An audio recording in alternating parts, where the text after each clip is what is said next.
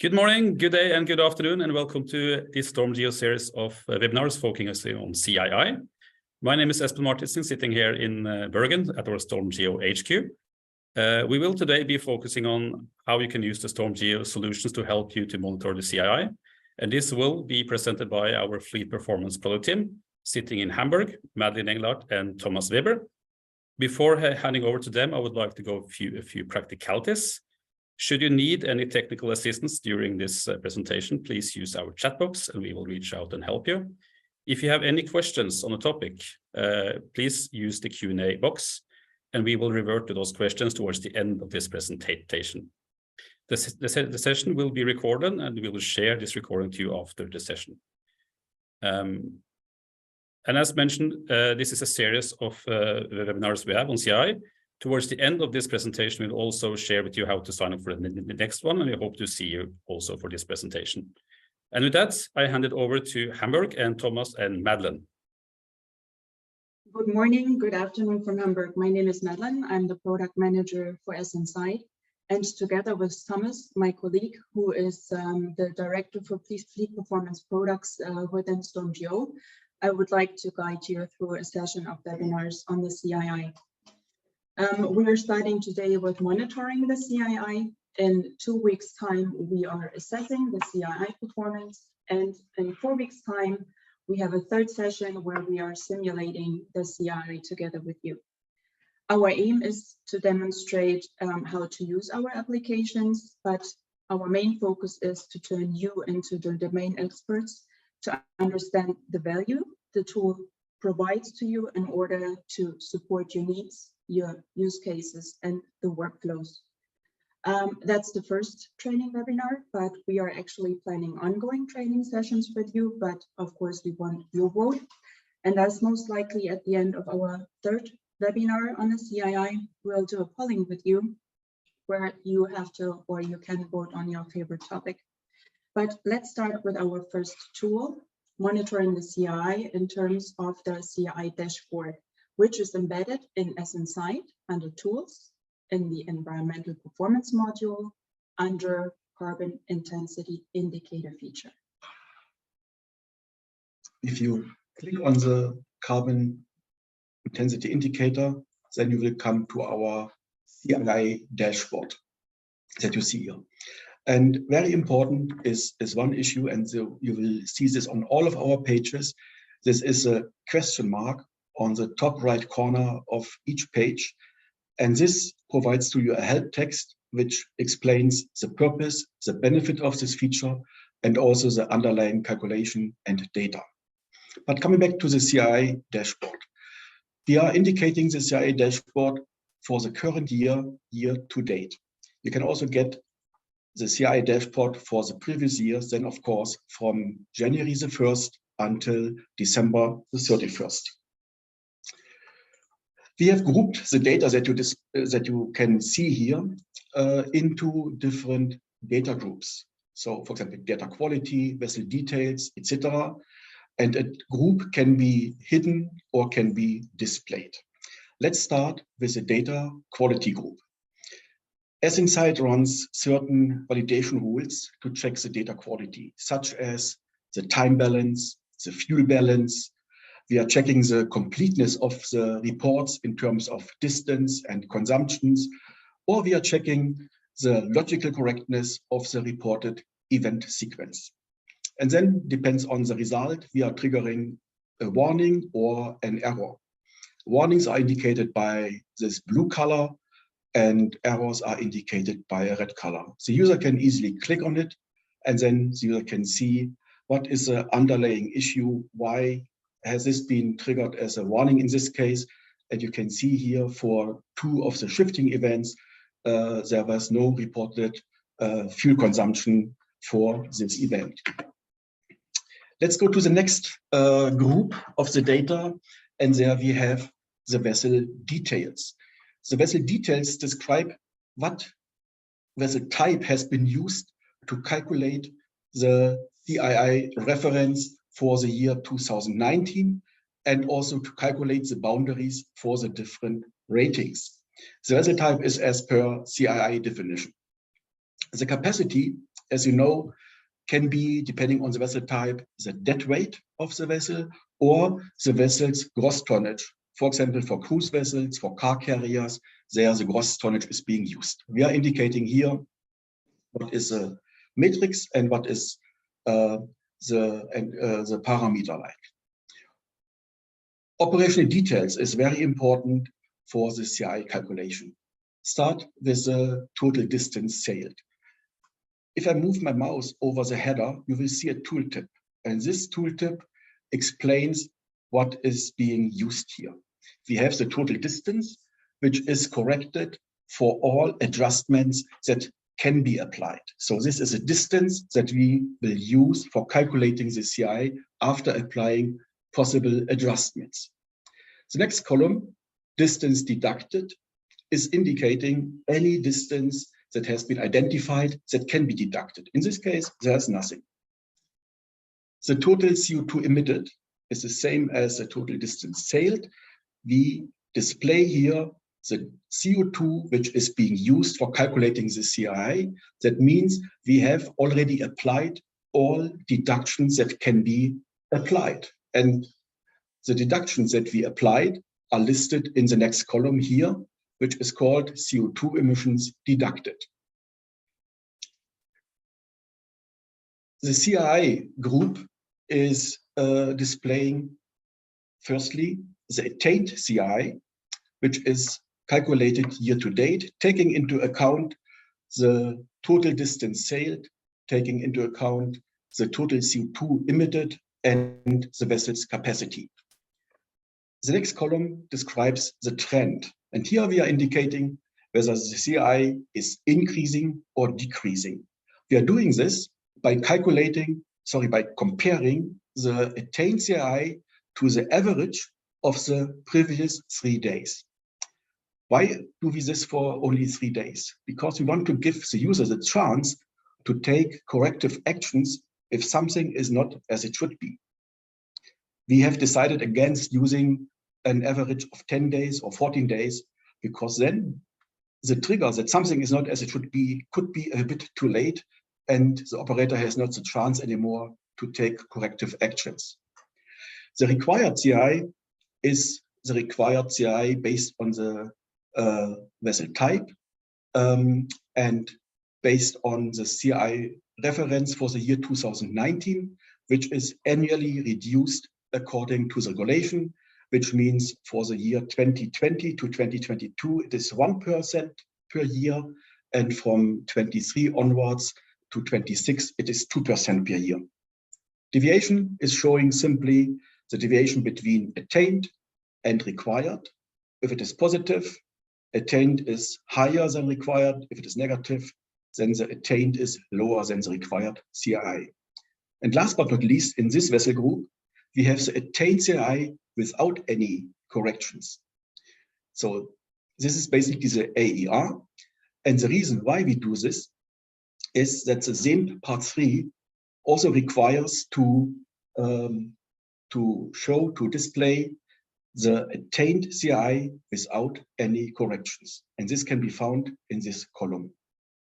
Yeah, moving on to the next group, which is the CII rating. So in the first column, we are displaying the attained year-to-date CII rating, which corresponds to the CII column Thomas just explained. In the next column, we are displaying the projected CII rating for the next year. This is based on the operational profile of the vessel year-to-date, but also taking into consideration the trajectory limits for the next year. And the third column for the CII rating, we are also displaying the projected year of deterioration, which basically gives you as a user a little bit support in terms of planning your next dry docking period, or maybe consideration of retrofits. In the last group, we displayed 5 KPIs on an operational level, which is basically the main engine load in percent MCR. We are displaying the deadweight tonnage utilization, and then we have 3 timeshares KPIs. The first one is time spent at sea. Then we have time in port, and also the timeshare during maneuvering We did that because, as we all know, that especially waiting times or idling times have a big impact on the CII performance. Furthermore, to this dashboard, we have a few more functionalities which we'd like to recommend to you.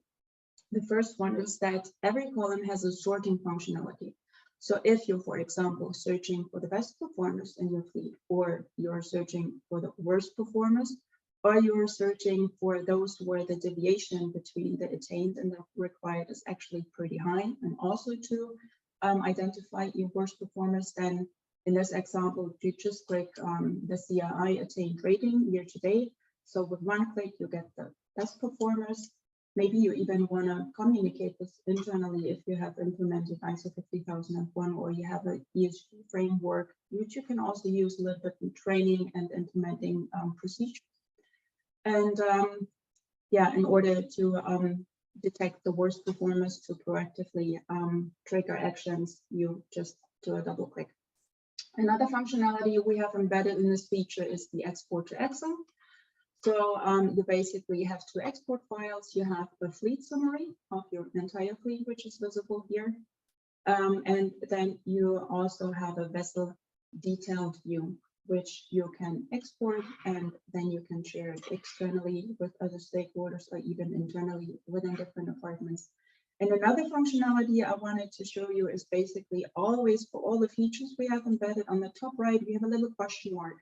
And rather than having a big kind of like PDF manual with, you know, hundreds of pages where you have to search through these chapters, depending where you are in the feature, just click that question mark and then you get basically help text, what that feature provides, what value does it solve, or what issues it solves, and then also the reference. In this case, we worked with the IMO MEPC CII guidelines, which we also embedded there as easy reference. Now we want to go from the dashboard into specific vessels to better understand the CII performance with you. If you click on any vessel on the dashboard, you will come to this page. And this page is our moving CII diagram. So what do you see, what do you get on this page? Let's start on the top right. Here we are displaying the rating boundaries for this particular vessel, based on all the reductions of the reference CII and the vessel-specific boundary calculations.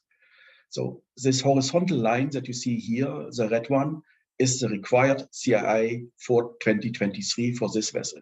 The same is also indicated in the diagram as this horizontal line. This gray horizontal line here is indicating the current CII and the attained rating for this vessel. The attained rating is also indicated on the left-hand side. We have the attained rating year to date, we have the projected rating for the next year, and we have the projected year of deterioration of the rating. This is basically also what you can find on the CII dashboard, as Madeleine has described. The diagram has two y-axes. The left y-axis is displaying the CII, and the right y-axis is displaying the MCR in percent. The time axis is not only showing the date, we have also a color coding here, which corresponds to our operational modes. The vessel is at sea, the vessel is stopped or maneuvering, etc. In addition to this, you can also see this horizontal line here, sorry, this vertical line here, and this is a hull maintenance event. So if you move your mouse over it, you can see what it is. It is basically a hull cleaning, which was conducted on the 12th of February for this vessel. So this is indicated by this vertical line. The blue line is showing the moving CII starting on January the 1st. You can see, which is very typical for the beginning of a year, that the CII is sometimes very high. This is basically if a vessel was maneuvering, waiting, or in a port, then the transport work is very low, but consumptions are there. So this results in a high CII, but this will be then diminished very soon as there's a sea passage. And Furthermore, you can see if you highlight, for example, this sea passage here, you can see the CII at the beginning and the end of the sea passage, and this gray line is indicating the main engine load of the vessel. And here we can see that the major part of the sea passage was conducted with a relatively constant main engine load. And this is also what we at StormGeo suggest, that the vessel should operate at a constant main engine power because it is more fuel efficient.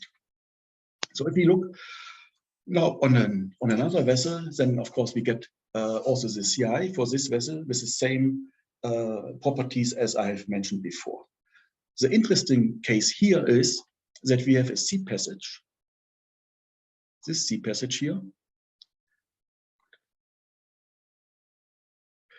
where the vessel, you can see, started with a CI in the range of maybe 7.4 gram CO2 per transport work, and she ended up with about 8.1. So it means basically that the vessel was having a high consumption, a high engine load, which also can be seen by the MCR graph, which is always above 60% engine load, and it reached in peaks also 70%.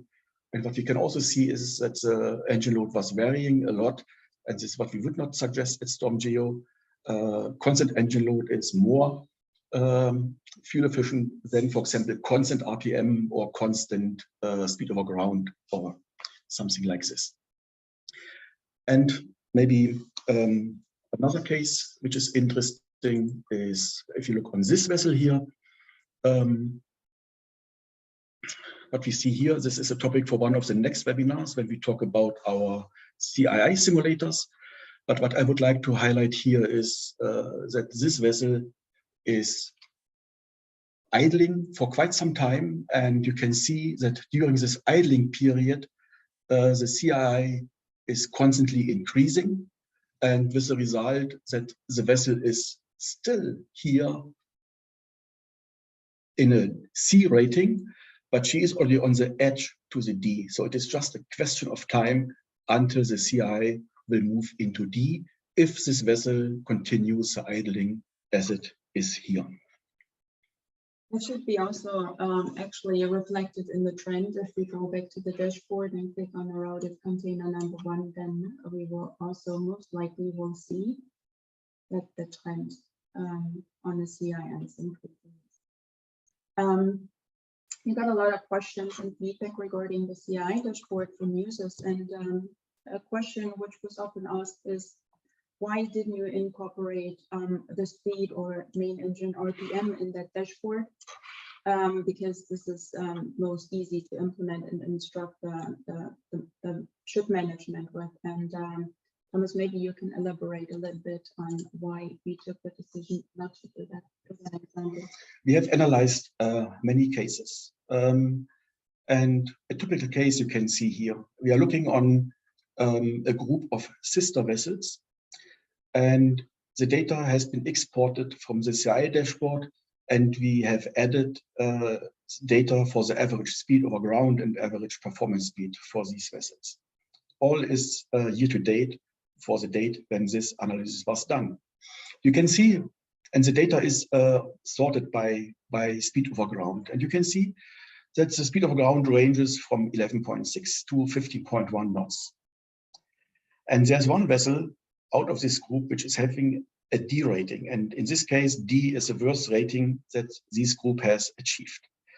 And this vessel, by chance, is basically in the middle of the speed. In fact, she is a median vessel of all the speeds. That means the same number of vessels is on a lower speed and the same number of vessels on a higher speed. You can also see what Madeleine elaborated, that she had some time at idling, about a quarter of the time. The vessel was doing nothing, and she has a relatively high deadweight utilization in comparison to all the other vessels, and also relatively high main engine load in comparison to the other vessels, and she ended up in a D. If you look on the vessels with a highest speed, 14.8 and 15.1, then we can see that these vessels had a relatively long time at sea. One vessel was having a high deadweight utilization with a relatively low engine load, and the other vessel is vice versa in terms of engine load and deadweight. But both vessels achieved a B rating.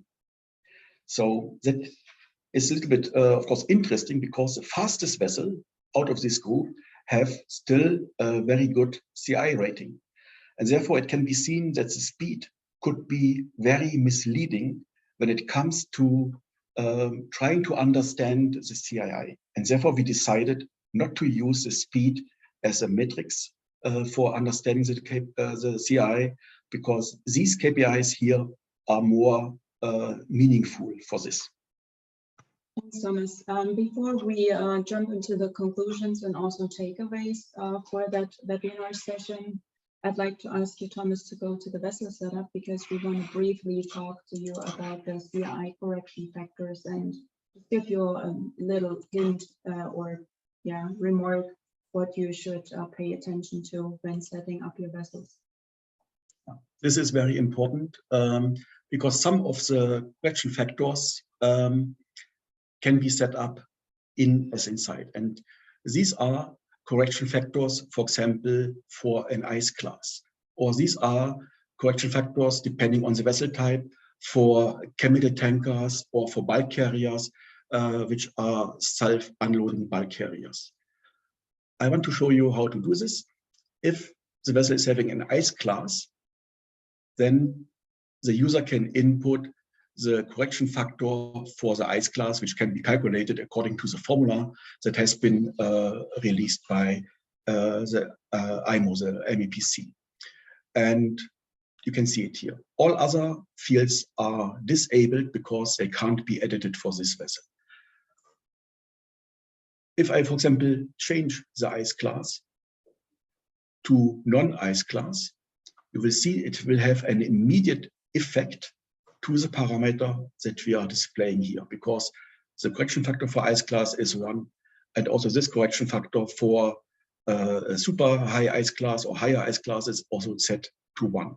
If the vessel is having an ice class, one of these two that we see here, then the FM correction factor of 1.05 is being populated automatically, and it cannot be edited because it is hard-coded as according to the MEPC regulation. Thanks, Thomas. Maybe you can click again on the Finnish ice class equivalent. So as hopefully all of you know, that the Finnish ice class notation has been taken from the CII guideline.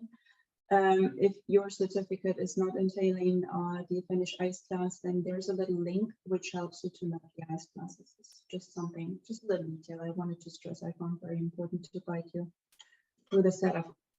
Let's go then to the takeaways, and also like Thomas and my recommendations to you. So the first recommendation is implement the CII dashboard into your daily routine for proactive CII management. With that, I mean, start as early as possible in the year. Don't start looking at in November, because this is close to finishing the year, and then most likely your impact on the CII performance is very limited. And then also, yeah, make use of the sorting functionality. You can play a little bit around and look what suits you best. But in order to identify the worst performers and proactively tackle action, we would highly recommend you to use the sorting functionality. The second takeaway is in order to look at the table and to understand the CII and the corresponding rating, we figured out that it's not enough just to look at one individual parameter. We would always recommend you to look on several parameters. Thomas also showed you how to enable and disable groups if that page is a little bit too long or you have a very big fleet. This is what you can do, and then also put them in relation to each other. And another takeaway from that is that the main engine load is more useful than looking at the constant speed. And what also Thomas mentioned, if we look on the CII moving average, a main engine, kind of like a lower main engine load and constant main engine load, is much more fuel efficient.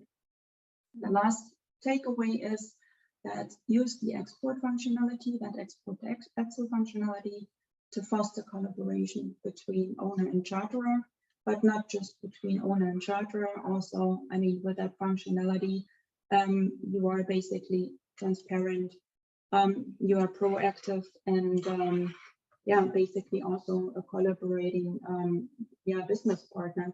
And that helps you to understand the CII performance internally between different departments. If you look at the technical, commercial, nautical department internally, or even sharing that with the shipboard management for the individual vessel, or sharing it with third parties, or especially with a charterer, to proactively and consistently manage the CII compliance together.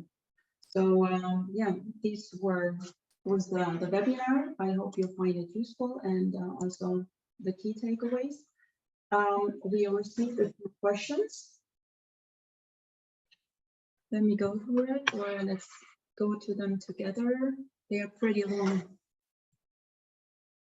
The first question is asking basically, how are we calculating the CII rating, and whether we need the full year's data for this calculation.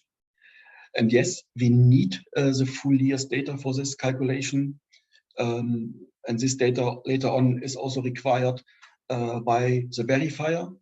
And usually we have data, we need the vessels to have to be in our service from the January the 1st, but we are also able to upload historical data to our system in order to close the gap from January 1st until this real service commenced.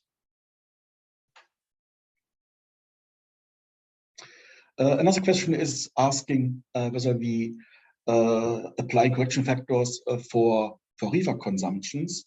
And as you are aware, the MEPC 78 is requesting that the reefer consumption should be calculated based on the reported kilowatt hours of electrical energy that has been generated for the reefers.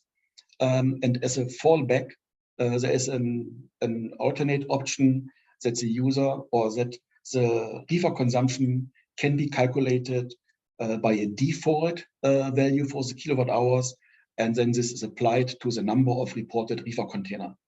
And our system supports both. If the vessel is reporting kilowatt hours directly, then we will use this. And if this cannot be reported as an alternative way, then we are calculating the reefer consumption based on the reported number of reefers. Another question that we have received asks, how do we predict the future CII? We don't predict the future CII. So we assume that the CII performance remains the same as it is. But what we do is we predict, or we calculate the future CII by applying the reduction factors according to the regulation, which means for the year 2024, we apply a CII required from today -2%. Right, but just to add on that answer which Thomas just provided to you, in the third session we talk about the simulators we have implemented for the CII, and there we can also show you how you can do, for example, an extrapolation, or how you can select a certain operational profile you believe that vessel is deployed in order to extrapolate future CII. Then I think there was another question where you asked on which data we are basically doing the CII calculation. And I guess you know that CII comes along with IMO DCS data reporting, where Thomas also elaborated in the dashboard, showing you the data quality issues. So our main source is, of course, the manual event-based reported data for calculating the CII. And the same goes with the power. I mean, of course, we take the reported power, and we know also from the setup what's the maximum continuous rating for that engine, and also other parameters, as this the setup is pretty complex in SNSide. And from there, we basically derive the main engine. We've received another question regarding the reefer container, and the person is asking basically whether the reefer correction, whether the CI degree can be seen on our dashboard with and without reefer corrections. Let's go back to the dashboard. There are two options that you can see it basically. We have here the attained CI, which takes into account reefer corrections. We have here the attained CI without any corrections. So you can't, you have this CI without application of any kind of corrections. Another way would be, if you really want to see how much has been applied as a correction on a day-by-day basis, if you go to our detailed vessel export, and here you can see for each of the reported events, what kind of corrections have been applied for the different options that the MEPC regulation allows to apply. I think there's also another question, Thomas. I don't know if you want to elaborate on this already. Do you have a recommendation regarding optimizing the voyage to achieve the CI rating, speed, ETA, drifting instead of idling, anchoring? Do you want to tell something about our voyage efficiency indicator or not yet? I mean, we know, of course, that the CI has many design flaws and many loopholes. And for example, this question goes into the direction that the CI can be heavily negatively impacted by vessels which are idling for quite some time.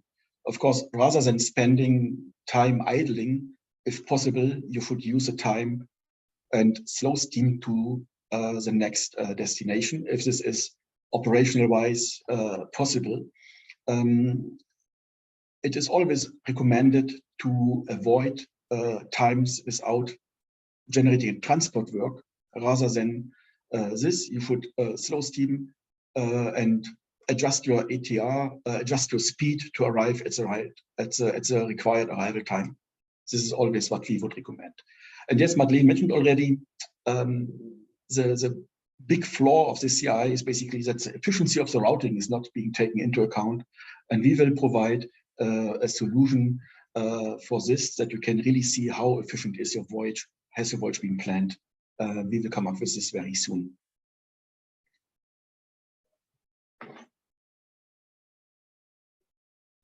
Maybe in view of the time, we should now handle our last questions. The question basically asks, is the correction factor for discharge pumps being taken into account already? And of course, it depends on your reporting system. And at StormGeo, we have our reporting system SLOG, which is fully CI compliant, and which also allows you to correct, to report the kilowatt hours which are used for the cargo discharge pumps. And while we are speaking, our developers are working on bringing this into the system. So it will be available very soon in SNSide, that also the fuel consumption which has been used to drive the diesel power packs can be reflected in the system. And maybe our final question, what features are available to increase the reliability when collecting data? I think we have two. Yeah, of course, data quality has a huge impact for the CII. And on the one hand side, you need to correct proper data, which is also valid. So here our reporting systems already do some kind of validation on board and gives the user a hint to data which is not reliable, which is maybe wrong. But also, of course, we have then our validation based in SNSide that I quickly showed you before. And last but not least, we will also have in the near future a dashboard which points to potential problems in your data, in the data quality, where the data is not plausible. Yes, this is also something I wanted to mention. And I mean, there were several questions regarding high frequency sensor data, which I was scanning through a little bit.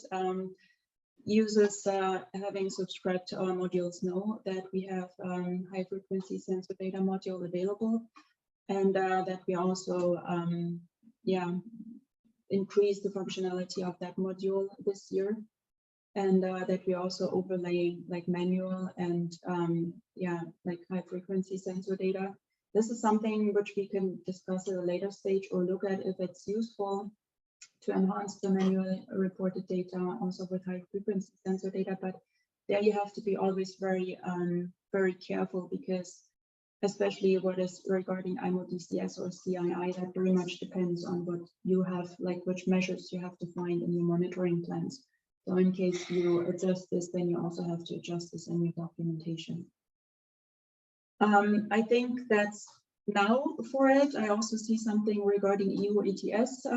This is also something we are working on it. But as I said, or as I promised, we will provide you like with a little polling. We also include most probably EU ETS. And then you basically vote on your favorite. And this is Thomas and I said, if you like these sessions, because it's actually the first training session in this webinar series we are providing. If you like it, then of course we can continue that. And I hope that we get valuable, not just business partners, but also domain knowledge partners. Then I'm closing that session. Can you maybe go to the next slide? I hope that we see each other in 2 weeks' time when we talk about assessing the CII performance. We'll do that with a tool which is called CII lag summary, and this is really brand new. Nobody except Thomas and I have seen it. It's like while we speak, it's getting developed, and for those who have not yet registered, you can actually scan this QR code you can see on the screen, and then you can register, and I hope that we have a lot of participants to exchange our views and also to give you tips and tricks how to use our functionality for SNSide. Thank you so much. Have a great day. Bye. Many thanks. Bye-bye. Bye.